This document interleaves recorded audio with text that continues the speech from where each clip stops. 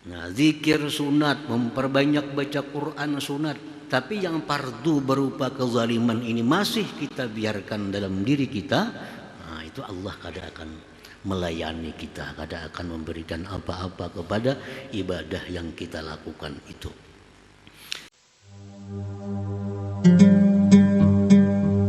Bismillahirrahmanirrahim. Alhamdulillah. Alhamdulillahilladzi ja'ala dzikra nural qulub bihi yahsudul maladul mauhub. Asyhadu an la ilaha illallah wahdahu la syarika lahu ghaffaruz dzunub. Wa asyhadu anna sayyidana Muhammadan abduhu wa rasuluhul habibul mahbub. Allahumma salli wa sallim wa barik ala sayyidina Muhammadin imami kulli saliki wa majzub. Wa ala alihi wa sahbihi wa zurriyatihi wa man ilaihi mansub. Amma ba'd.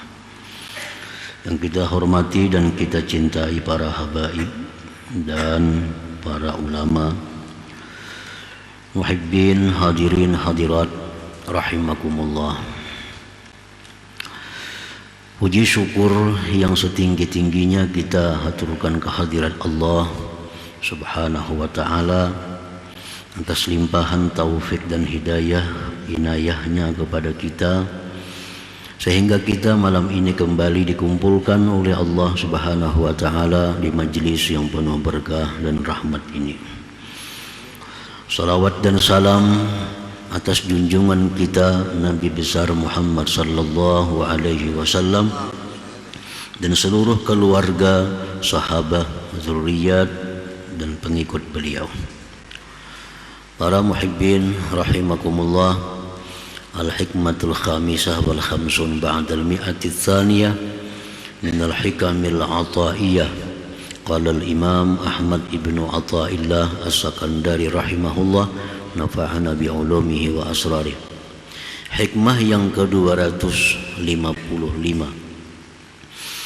dari Al-Hikam Al-Ataiyah, berkata Imam Ahmad ibnu Athaillah as-Sakandari rahimahullah, nafa'ana bi'ulumi wa asrarih. Zakirun zakara liyastanira qalbuh wa zakirun istanara qalbuh fakana zakira. Ada orang yang berzikir agar terang hatinya, dan ada pula orang yang berzikir sudah terang hatinya, maka jadilah dia berzikir. Ini merupakan penjelasan dari hikmah yang sebelumnya, hikmah 254, qaumun tasbiku anwaruhum azkarahum wa qaumun tasbiku azkaruhum anwarahum. Ada satu kelompok orang yang mendahului cahayanya daripada zikirnya, dan ada sekelompok yang lain mendahului zikirnya daripada cahayanya. Lebih jelas beliau dalam hikmah berikut ini menjelaskan bahwa ada orang yang berzikir kepada Allah agar hatinya menjadi terang, dan ada pula orang yang berzikir kepada Allah hatinya terlebih dahulu terang. Al-awwal dzikrus salikin, yang pertama itu disebut zikirnya orang-orang salikin, yaitu orang yang berzikir agar terang hatinya, agar bersih hatinya. Itu orang salikin, orang yang menjalani jalan untuk ma'rifat kepada Allah. Wasani yang kedua, orang yang terang hatinya lalu berzikir, itu zikrul majzubin, ada zikirnya orang-orang yang majzub. Jadi ada orang yang masuk dalam kelompok man zakarani zakartuh, barang siapa yang berzikir kepadaku, aku pun berzikir kepadanya. Berzikir dulu, hanya Allah berzikir kepada dia. Ada kelompok yang lain lagi, waman zakartuhu fazakarani. Ada orang yang terlebih dahulu Allah berzikir kepada dia, baru orang itu berzikir kepada Allah Subhanahu wa ta'ala. Itu kelompok yang disebut magzubin. Magzubin itu artinya orang yang ditarik, orang yang ditarik, yang dibawa untuk ma'rifat kepada Allah. As-saliku yazkurullaha ta'ala liyastanira qalbuh. Orang yang menjalani jalan ma'rifat kepada Allah, dia berzikir kepada Allah agar terang hatinya. Dengan zikir yang banyak tentunya. Wazkurullah zikran katsira. Bukan zikir 10-10 misalnya, itu sedikit. Ini zikir yang banyak. Orang yang berzikir kepada Allah dengan zikir yang banyak agar terang hatinya.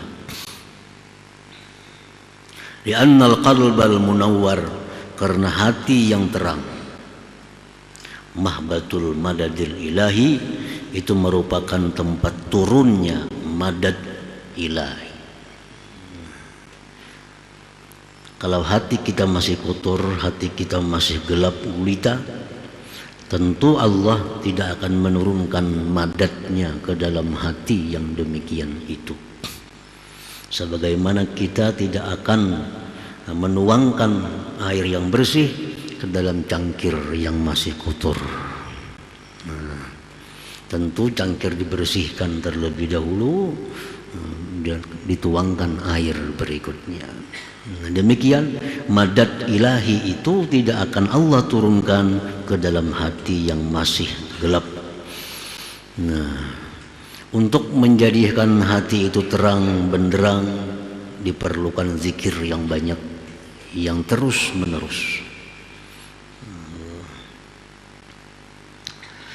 Madad ilahi itu contohnya kahalawatit ta'ah, seperti manisnya ibadah, lezatnya taat. Itu madad ilahi. Bahasa kitanya pemberian hadiah dari Allah. Itu kadakawa dimanis-manisakan beribadah tuh. Beribadah tuh kadakawa dinyaman-nyamanakan. Amun dasar kan nyaman. Kecuali orang itu dapat madad ilahi. Nah, baru dia bisa nikmat beribadah itu. Baru dia dapat kelezatan ibadah itu. Jadi mendatangkan madad itu mesti caranya membersihkan hati terlebih dahulu dengan perbanyak zikrullah tadi. Wal itmi'nan, apalagi contohnya itu madad ilahi seperti ketentraman hati. Ketentraman hati. Alladzina amanu wa tatma'innu qulubuhum bi dzikrillah. Ala bi dzikrillahi tatma'innul qulub. Orang-orang yang beriman itu tentram hatinya, berzikir kepada Allah. Ketahuilah dengan zikir itu hati menjadi tentram. Nah, tentram itu bagian dari madad ilahi. Hadiah Tuhan, hadiah daripada Tuhan. Apakah termasuk kita orang yang sudah tentram dengan zikir? Artinya menghadapi satu masalah, menghadapi berbagai macam keadaan, bila kita zikir, hati kita dapat ketenangan, hati kita dapat ketentraman. Bila itu ada pada diri kita, berarti kita sudah ada dapat madad ilahi itu. Itu orang-orang tua dahulu. Bawa ingat ya. Nah, itu. Saya menyari-nyari apakah kalau menghadapi perkara masalah, menyari-nyari. Lalu jangan orang tua bawa ingat. Kenapa? Sebabnya karena Al-Quran menyatakan dengan ingat kepada Allah itu hati menjadi tentram. Namun orang ini, jika orang ini orang yang hatinya bersih, disuruh beringat, dia ingat tentram. Tentram. Tapi kalau orang ini hatinya gelap gulita, disuruh beringat, babangat. Bahwa beingat, apa beingat? Nah, menyahuti. Mestinya beingat itu ingat Allah jadi tenang. Ada ini suruh ingat kepada Allah tambah marah. Kenapa? Karena hatinya itu gelap gulita, belum ada madat ilahiyah berupa ketentraman tadi. Disuruh bertentram dengan zikir, justru sebaliknya. Nah, jadi tambah ribut. Itu contoh daripada madat ilahi. Wal ilmul ladunni wal ilmil ladunni, seperti ilmu laduni, ilmu-ilmu yang tidak diajarkan di dalam kitab-kitab yang tertulis, yang langsung diilhamkan oleh Allah ke dalam hatinya. Nah, itu kada akan bisa Allah berikan kalau hatinya gelap gulita, kalau hatinya kotor. Apalagi wal kasfi, kasab, nah, mengetahui perkara-perkara yang ada di balik dinding. Nah, diberitahu oleh Allah perkara-perkara yang gaib dari matanya. Ini merupakan madadun ilahi, hadiah dari Allah. Wal ma'rifat wal musyahadah wa ghairiha, dan selainnya. Nah, itu didapat dari hati yang munawwar, hati yang terang benderang. Para muhibbin rahimakumullah. Jadi orang-orang salikin ini, mereka itu berzikir kepada Allah dengan zikir yang banyak, yang terus menerus setiap hari, agar terang hatinya. Karena hati yang terang itu merupakan tempat turunnya madat ilahi tadi. Contohnya tadi madat ilahi.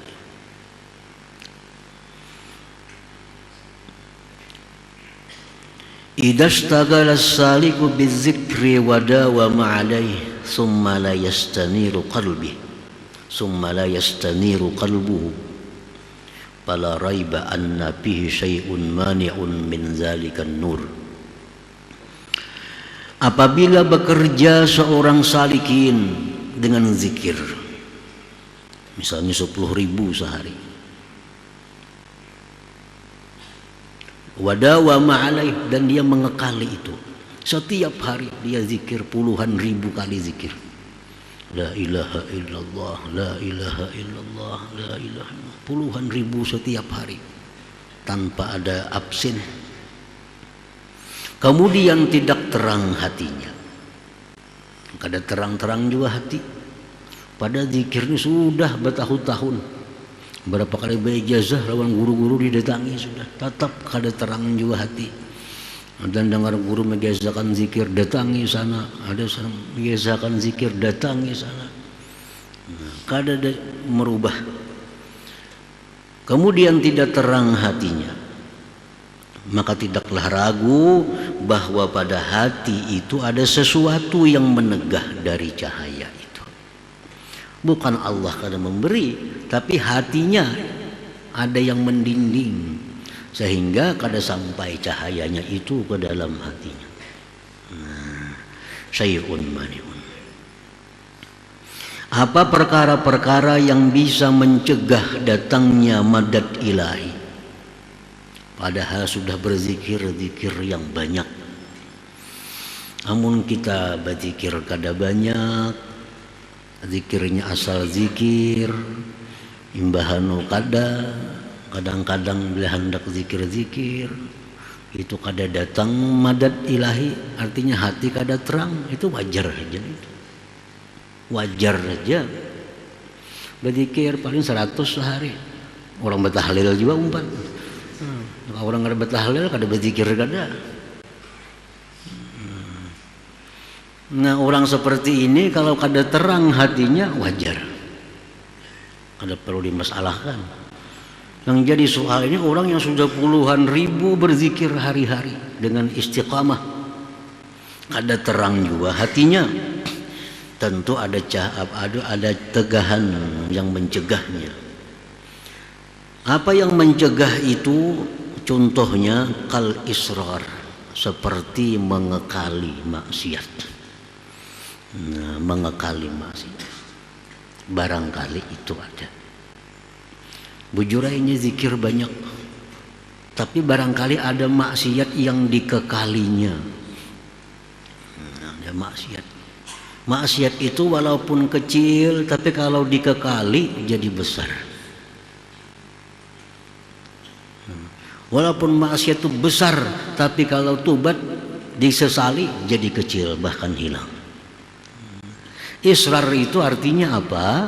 Kita pernah memperbuat satu dosa, sampai sekarang kita belum tobat dari dosa itu. Walaupun kita sudah berhenti melakukan dosa itu israr. Dulu pernah lagi masih muda, lagi umur masih 20 umpamanya, memakai gelang emas, memakai cincin emas, si laki-laki nih. Itu dahulu lagi muda, lagi masih anum. Sekarang umur sudah 50, sudah kada ada lagi nih tuh. Sudah kada begalang emas bunil lagi. Ampih sudah. Tapi kada pernah disesali. Nah, kada pernah disesali tuh. Walaupun sekarang sudah berhenti, tapi kada pernah disesali, itu israr. Termasuk israr. Ini israr salah satu yang menyebabkan zikir itu kada tembus, kada membuahkan hati yang terang, kada mendatangkan madad ilahi tadi. Itu contohnya israr. Apalagi wal ghaflah, lalai, bujur aja berzikir tapi hatinya kada. Nah, bujur berzikir la ilaha illallah sekian ribu tapi hatinya lalai, kada umpat berzikir hati. Nah, apalagi misalnya ada waria, maginnya lagi ada riyanya, ada sumbungnya, ada dengkinya dalam hatinya, ada dendam kepada seseorang, wa ghairi dzalik minal mawani', dan selain itu daripada pencegah hati terang tadi. Nah, para muhibbin rahimakumullah, fa alaihi ayyatuba ila Allah taala at-taubatas shalikah.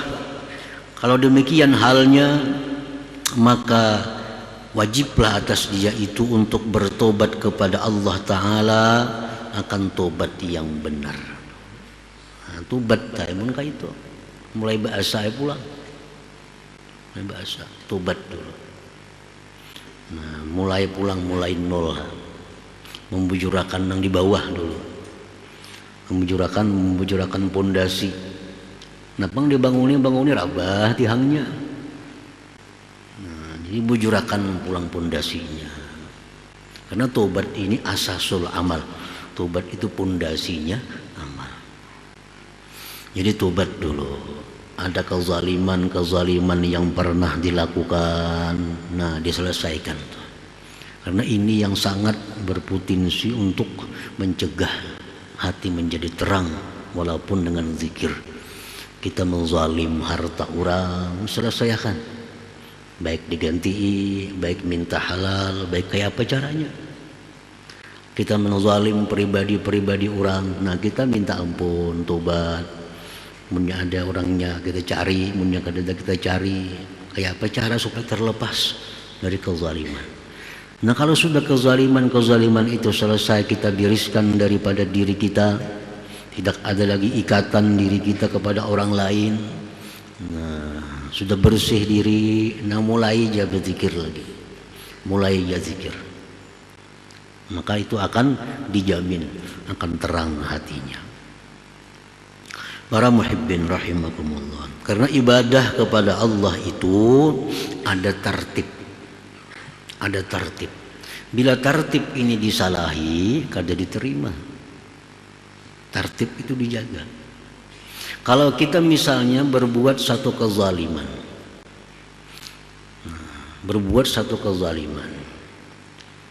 tertib kita dalam hal ibadah adalah menyelesaikan dulu kezaliman itu. Selesaikan dulu kezaliman ini. Hanyar perbanyak ibadah. Ibadah itu akan datang. Yang utama dan pertama kita selesaikan dahulu, membereskan ini kezaliman nih. Harta-harta orang yang banyak dalam tangan kita ini yang didapat dengan jalan yang tidak halal. Itu mesti diselesaikan. Bila itu kada selesai, ibadah lain kada bisa. Karena tertibnya memang demikian. Kita hendak sembahyang, tertibnya apa? Baudu dulu. Kalau kita baudu langsung sembahyang, kada bakal jadi sembahyang. Kenapa? Menyalahi tertib, menyalahi susunannya. Dan wudu itu adalah bukan hanya sesuatu yang membersihkan zahir, tapi wudu itu berfungsi membersihkan batin daripada dosa.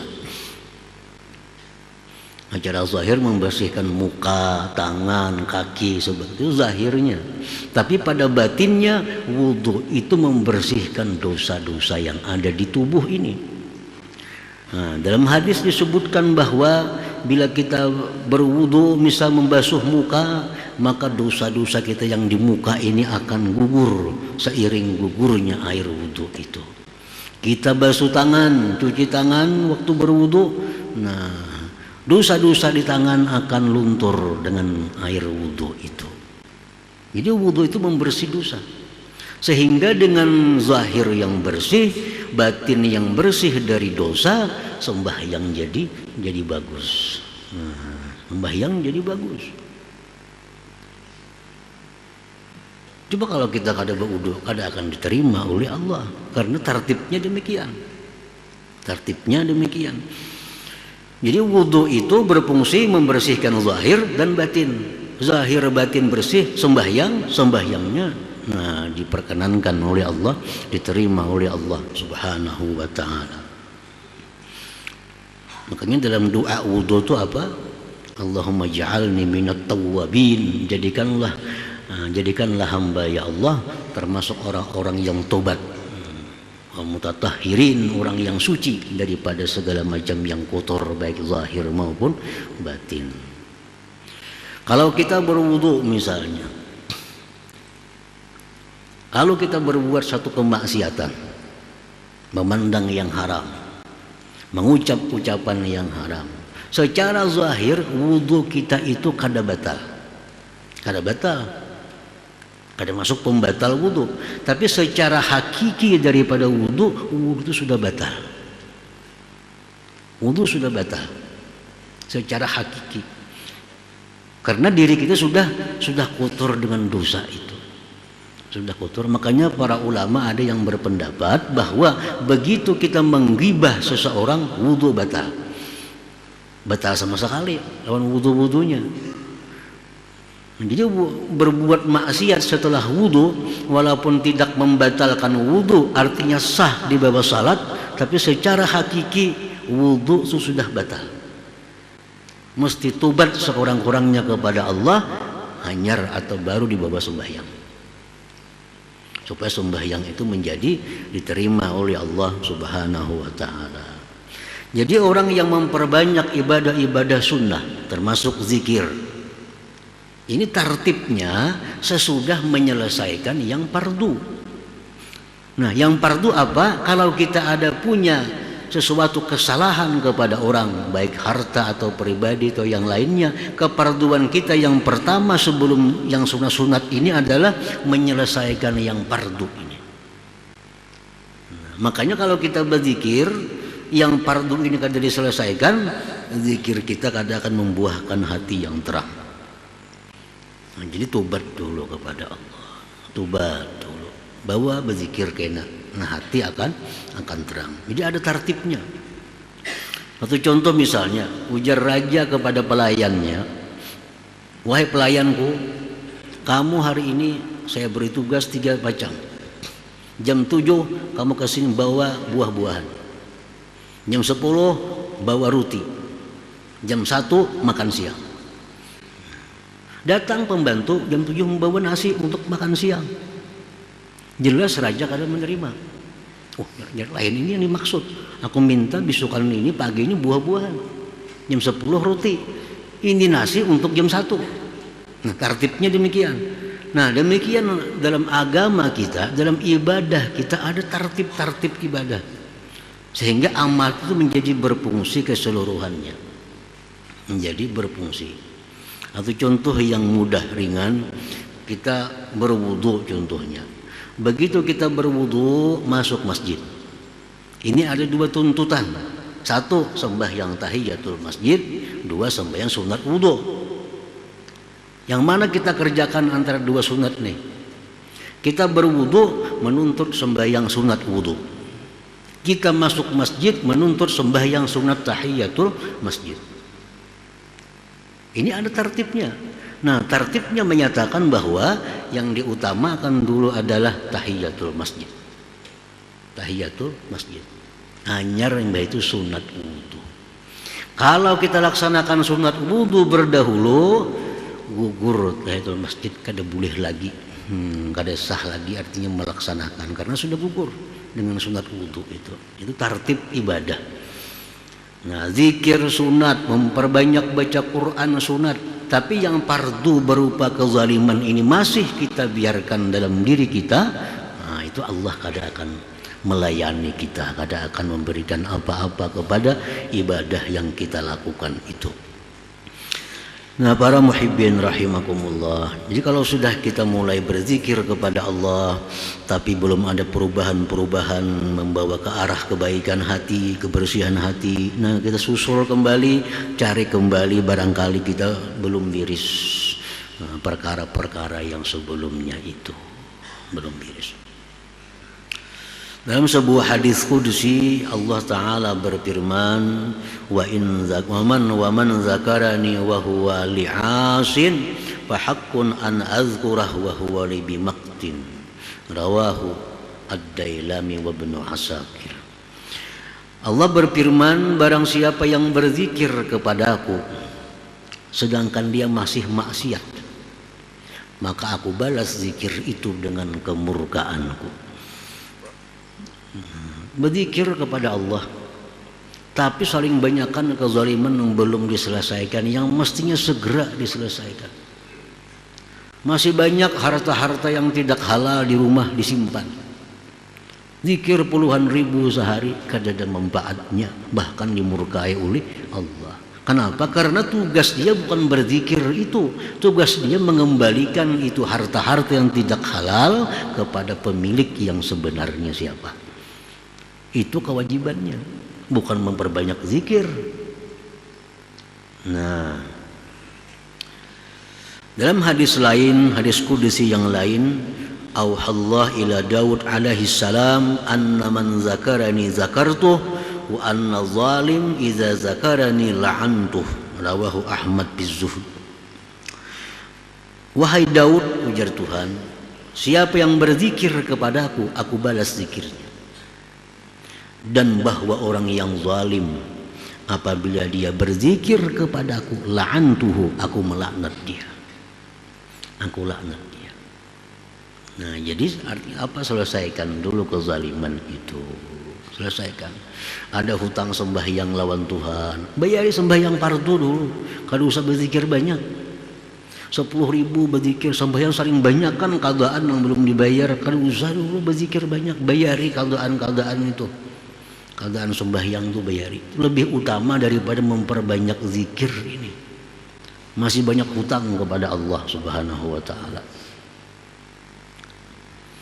Nah, jadi itu mungkin penyebabnya kita kada terasa, kada merasakan apa zikir ini pina kada ada apa-apanya. Kada mendatangkan ketenangan, kada mendatangkan cahaya, kada mendatangkan madad ilahi, mungkin tadi sebabnya itu.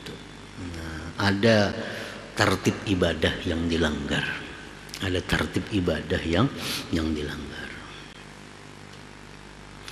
Nah, jadi orang salikin dia berzikir kepada Allah agar terang hatinya, karena dengan terang hati itu modal diturunkannya pertolongan atau hadiah dari Allah berupa kenikmatan ibadah, ilmu laduni, ketenangan, kasab, musyahadah dan ma'rifah dan seterusnya tadi. Nawal majzub yazkurullah ta'ala ala nur min qalbih. Orang majzub itu dia berzikir kepada Allah, hatinya sudah terang berdahulu. Nah, ini majzub, kada kau dituruti. Ini termasuk orang yang yahtasullah birahmati. Allah khususkan dia dengan rahmatnya. Ini orang yang diistimewakan oleh Allah. Orang yang kada hendak tapi dikehendaki oleh Allah. Ini kada berpikir hendak jadi orang ma'rifat.